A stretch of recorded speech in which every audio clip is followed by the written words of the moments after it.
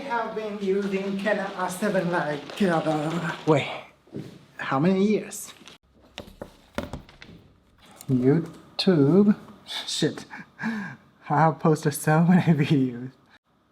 R7, 2022, August, almost 2 years. So it means I have used this camera for almost 2 years. You know, before I bought the R7, I already considered, okay, first I will only choose from Sony and Canon because it is for vlog camera. And I thought about the full frame and APS-C. You know, the camera itself isn't that expensive. The price difference is only like a few $100 difference. But the price difference for a lens, for instance, this f2.8, 17-50. I mean, similar lens for a full frame, it can cost more expensive than the camera body itself, and also the size is much larger. And my purpose is just to use this camera for vlog camera, so I decided to buy a Canon 90D. But later, the Canon R7 launched. At that time, Canon R7 is almost perfect. I say almost because immediately I noticed there's some default. You know, almost for any footage, you just slow it down, it will create some dramatic effects.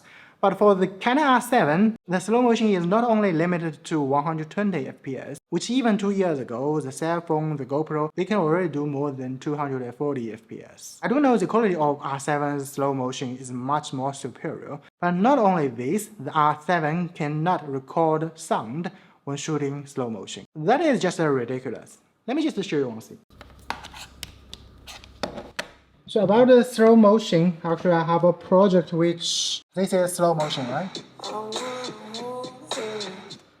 It actually doesn't have sound, so I have to use, like this one is a normal speed, I have to cut the sound and then insert it under the slow motion. If I disable this, so actually this is not from this clip, but if without the sound, you just don't have the vibe. Even enable this one. Now there is no wave. So obviously with the wave sound is better, but the fact is, there's no wave. Because I don't have the original sound, I can only cut some clip and insert it. For something it will work, but if you just pay attention, the sound is just not right. I mean, this camera is Canon's best APS-C camera. The slow motion is just 120p and without audio. That's disgusting, but at that time I really don't have that much choice. I was thinking maybe shoot at 60p and then slow it down. I mean, it can work, but with 120p or even 200 FPS, that is much more dramatic. And this is not the only thing I want to campaign, so this is my freaking cell phone. The leather here, it has been peeled. I have used a glue to fix it. I mean, for the majority usage, I just put the camera on tripod and that's it. I barely touch this handle. I mean, I do, but within 2 years, this happened. This is my Peak Design camera bag. I mean, it's not that expensive, but it's also not cheap. And I always put my camera separately here. But I barely use the viewfinder, but somehow it has been broken. And to replace this leather and this tiny part, it cost $15. Brilliant Canon. I mean, the lens itself is pretty cheap. At that moment, RFS lens is very limited, so you need to use the adapter ring to connect the EFS lens. Yeah, Sigma launched a 17-15mm f2.2 for RF, also RFS lens. But that lens is about $80 more expensive than Sony version, and not to mention if you think about the second-hand market, it's about 150 to 200 US dollar difference.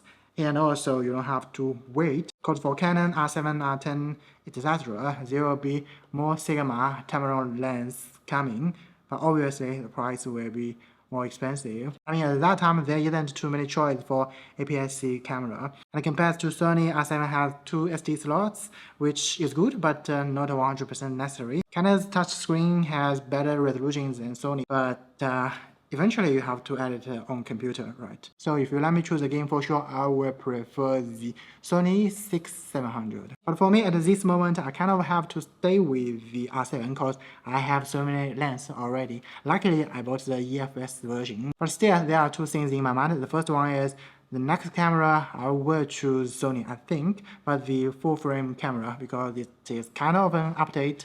I mean, Canon is good, it's just for some aspects, especially the lens and the creeper hammer. The other thing is that I know like right now I have been making videos for quite a long time, right? What limited me for growing my channel is not the camera, it's more about the content. So actually change my already not bad Canon R7 will not affect that. So that is the majority reason why I didn't sell my Canon and go to Sony's APS-C camera.